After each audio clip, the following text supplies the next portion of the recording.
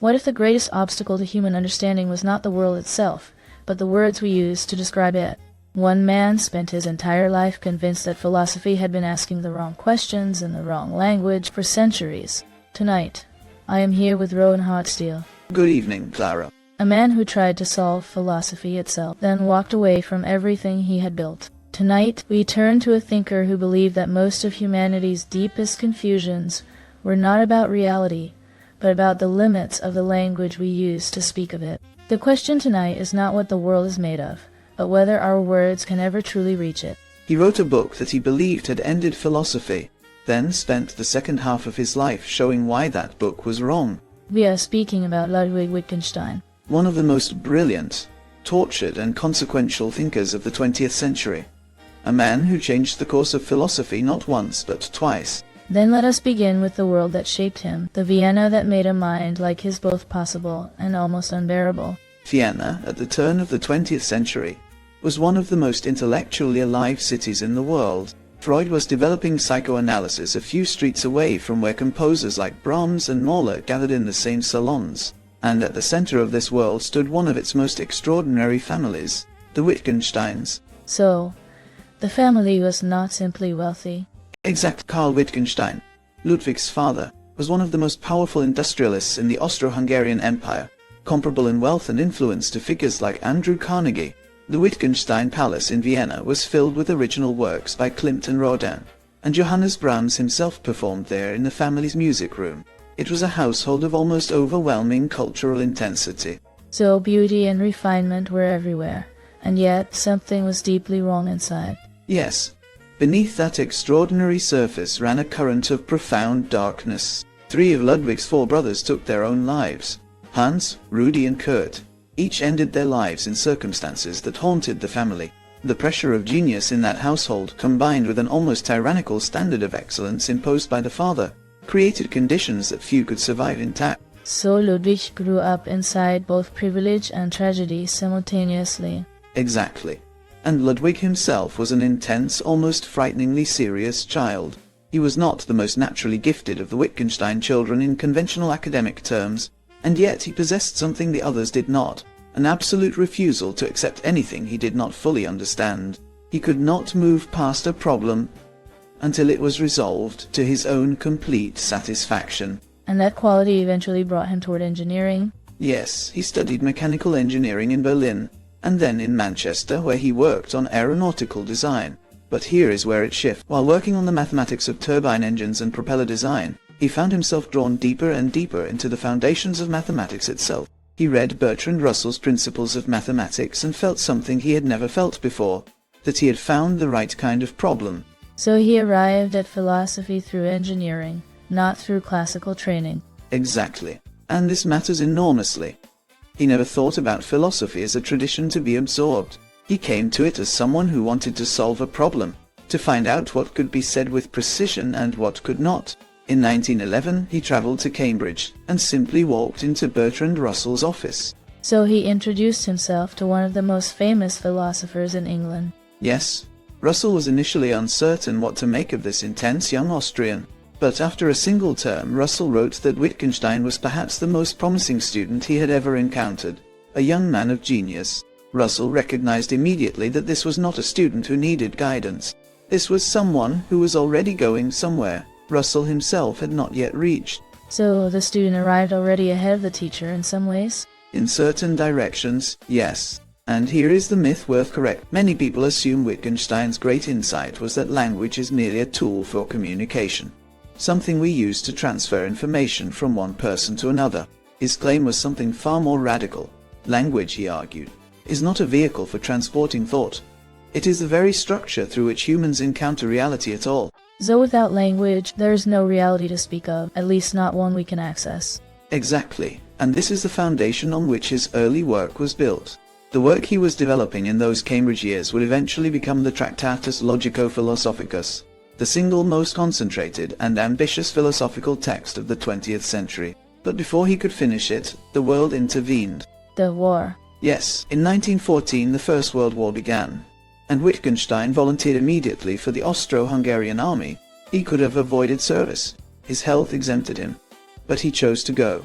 He wanted to face death directly. He wrote in his notebooks from the front lines that only confronting the possibility of his own end might force him to become a decent human being. So philosophy for him was never separate from ethics, from the question of how to live. Never. This is what sets him apart from almost every other major philosopher of his era. He served in artillery positions on the Eastern Front, then at Krakow, then on the Italian front, often in the most dangerous positions he could find, and throughout those 4 years of trench warfare, with the sounds of shells and the presence of those whose lives ended around him daily, he continued to write. So the Tractatus was written in the middle of war. Yes. The notebooks he kept at the front are some of the most extraordinary documents in the history of philosophy. Logical propositions alternate with desperate personal reflections. He was working out the structure of language on one page, and on the next asking whether his soul had any worth at all. He was captured by Italian forces in 1918, and finished the manuscript as a prisoner of war. So the Tractatus was completed in captivity. Exactly. And it is a book unlike anything written before or since then. To understand what he was trying to do, consider this image. Imagine a photograph of a garden. The photograph is not the garden. It does not have soil or sunlight.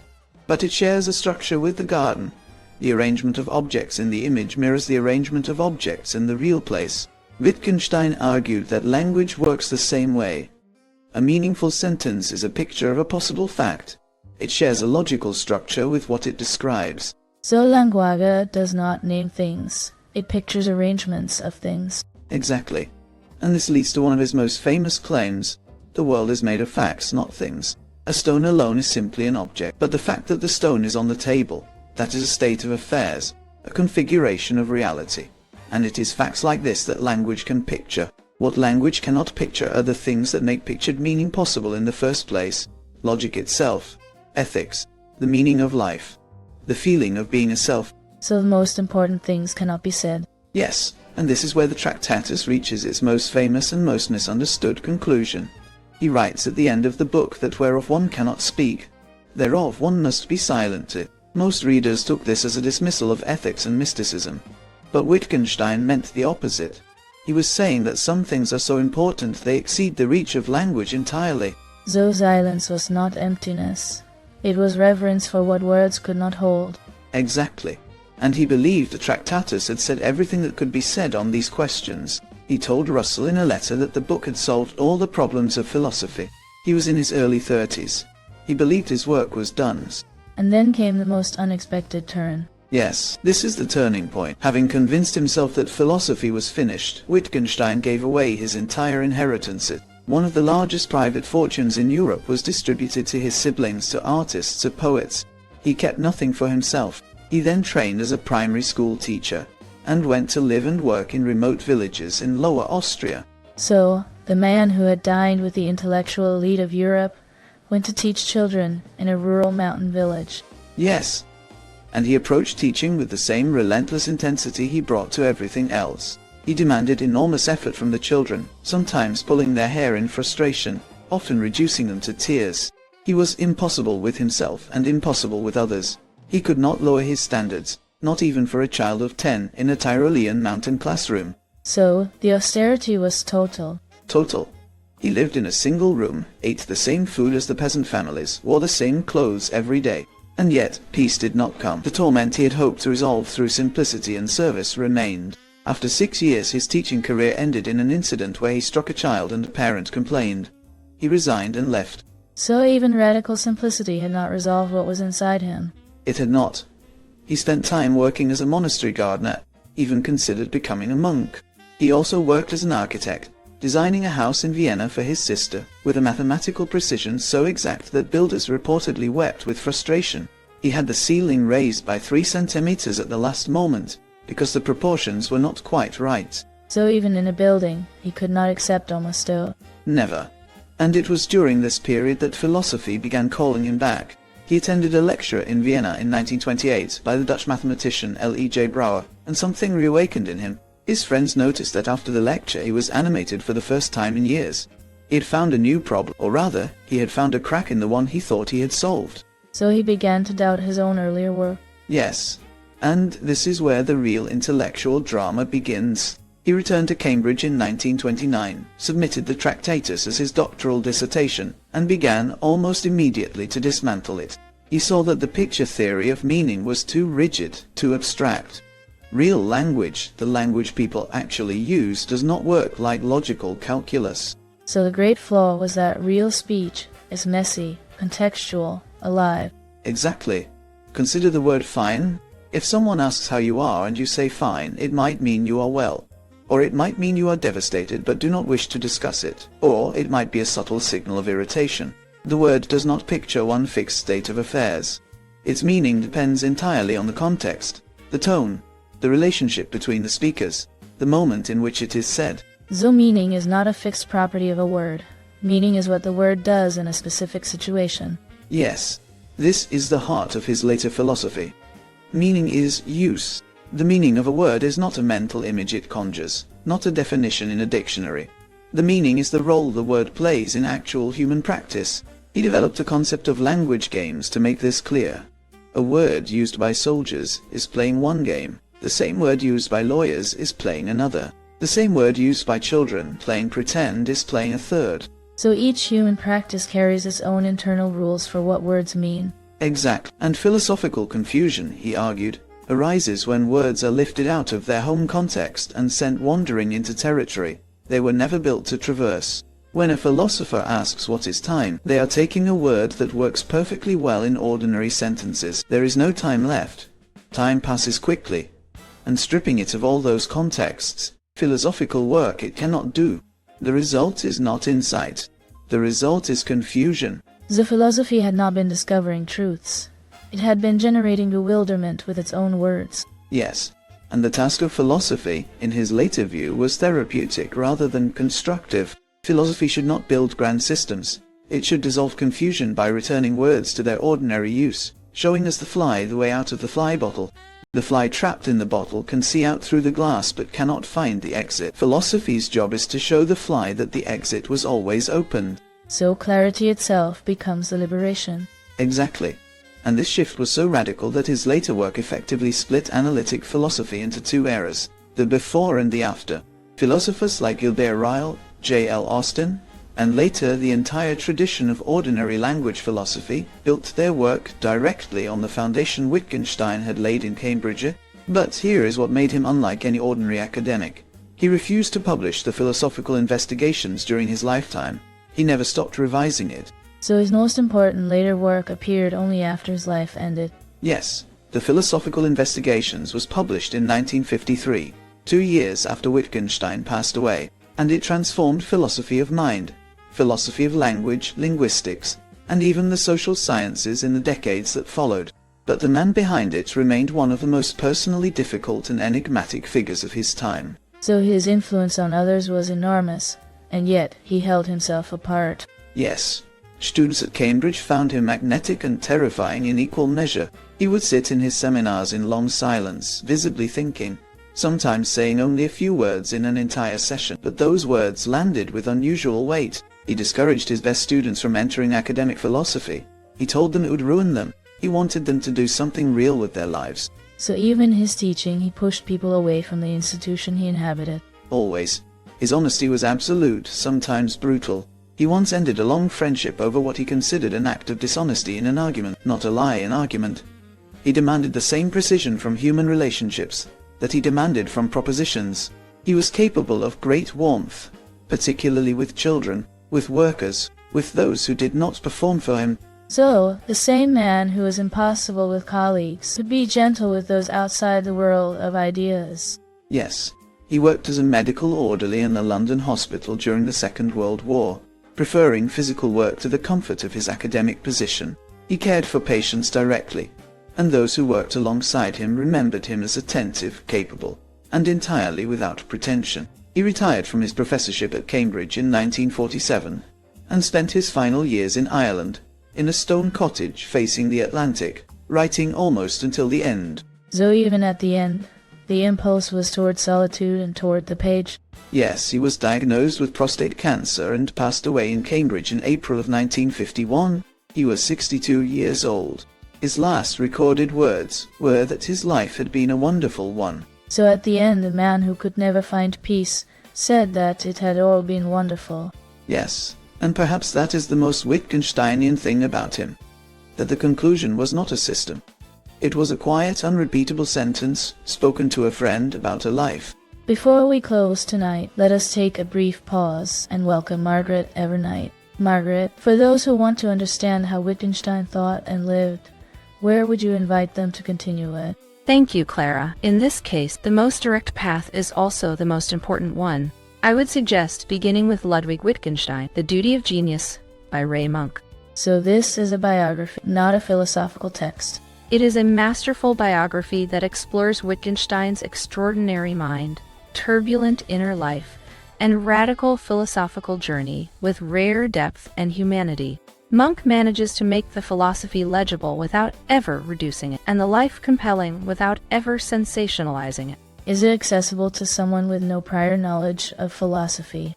It is genuinely readable without background in philosophy, though it rewards patience.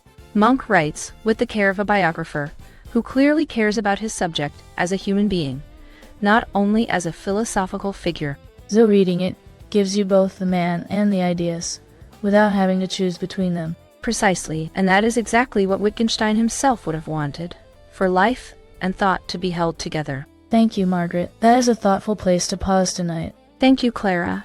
It was a pleasure. The immediate legacy of the Tractatus was paradoxical. The Vienna Circle, a group of brilliant logical empiricists, embraced the book as a manifesto for their own project. They read it as a declaration that only scientifically verifiable statements were meaningful, and that metaphysics was simply nonsense. Wittgenstein was irritated by this reading. He had meant to show the limits of language as a form of respect for what lay beyond them, not as a dismissal of it. So even his defenders had misread him. Yes, and his later work corrected this misreading from the inside. The Philosophical Investigations became the founding text of ordinary language philosophy, which spread through Oxford and Cambridge from the 1950s onward. Philosophers began examining not the structure of formal logic, but the texture of everyday speech, how people use words to promise, to command, to apologize, to deceive. So philosophy moved from the laboratory of logic to the living room. Exactly. And this had consequences far beyond academic philosophia. In psychology, his ideas influenced the move away from behaviorism and toward the study of meaning in human experience. In anthropology, they helped reshape how researchers understood cultural practices, not as primitive versions of science, but as internally coherent language games with their own logic. In the philosophy of mind, his argument against private language, the idea that a language that only one person could understand would not be a language at all, changed how thinkers approached consciousness. So thinking itself was shown to be a social practice, not a private inner event. Exactly. And this remains one of his most contested but enduring contributions. Critics have argued that he left philosophy without a positive program, that dissolving confusion is not the same as building knowledge. Others have challenged his notion of language games by asking whether some games might be more true than others, whether relativism about meaning leads somewhere we cannot inhabit. So the critiques are real, but so is the enduring force of what he built. Yes, and today his relevance has become newly urgent in ways he could not have anticipated. Consider how political life in the early 21st century has become in so many ways a struggle over language. Words like freedom, justice, democracy, and harm are used by people who mean entirely different things by them, and the disagreement is often not about facts but about the game being played with those words. So Wittgenstein's insight may be the most practical tool we have for understanding why we cannot understand each other. Precisely. When two people argue past each other about what freedom means, they may not be playing the same language game at all, and recognizing that is not defeat. It is the beginning of actual understanding. Wittgenstein did not give us final answers. He taught us that clarity itself can be a form of liberation, and sometimes the deepest human problems are not solved by discovering new truths, but by learning to see what was always in front of us. Thank you for staying with us tonight, and thank you, Rowan, for guiding us through the life and language of one of philosophy's most searching and difficult minds. He asked us to look more carefully at the words we already have, and in doing so showed us how much of our confusion we had built ourselves. If this conversation stayed with you, you are welcome to like, comment, and subscribe. You will find other episodes here, where history, ideas, and power are approached slowly. Until next time, stay with us.